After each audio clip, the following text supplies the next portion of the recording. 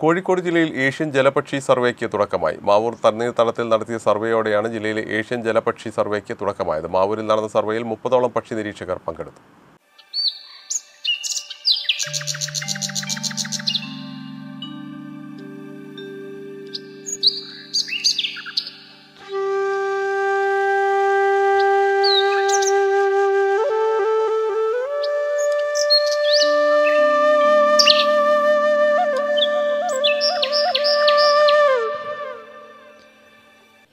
കോഴിക്കോട് ജില്ലയിൽ ഏഷ്യൻ ജലപക്ഷി സർവേക്കാണ് മാവൂർ തണ്ണീർത്തടത്തിൽ തുടക്കമായത്.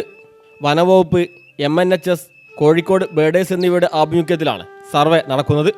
സർവേയിൽ 30ഓളം പക്ഷി നിരീക്ഷകരും പങ്കെടുത്തു. 2 ടീമുകളായി മാവൂർ സങ്കേതം തണ്ണീർത്തടത്തിലും മണന്തലക്കടവിലും നടത്തിയ സർവേയിൽ സലീം അലി ബേഡ് എന്നറിയപ്പെടുന്ന മഞ്ഞത്താലി, ചോതപ്പൊട്ടൻ, മഞ്ഞക്കൊച്ച ഉൾപ്പെടെ 95 ഇനം പക്ഷികളെ കണ്ടെത്തി. ഇവയിൽ 31 എണ്ണം തണ്ണീർത്തടങ്ങളിൽ കാണപ്പെടുന്ന പക്ഷികളാണ്. മുൻ വർഷങ്ങളിൽ നിന്ന് അപേക്ഷിച്ച് താറാവ് വർഗത്തിൽപ്പെട്ട പക്ഷികളുടെ എണ്ണം വ്യാപകമായി കുറയുന്നതായി സർവേ സംഘം വിലയിരുത്തി.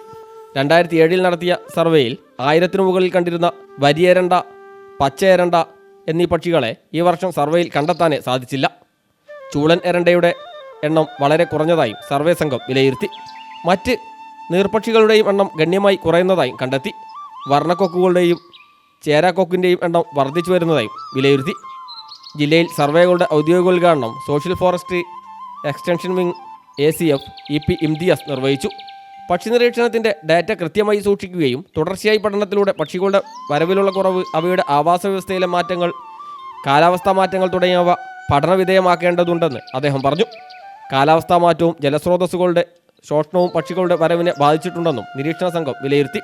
സർവേക്ക് പക്ഷി നിരീക്ഷകരായ വിനീത അനീഷ്, മുഹമ്മദ് ഹിറാഷ്, ജിജു വിനോദ്, മുജീബ് PM, മുഹമ്മദ് റാഫി തുടങ്ങിയവർ നേതൃത്വം നൽകി. ഫെബ്രുവരി 15-നുള്ളിൽ ജില്ലയിലെ പ്രധാന തണ്ണീർത്തടങ്ങളിലെല്ലാം പക്ഷി സർവേ പൂർത്തീകരിക്കും. News bureau, Mavoor.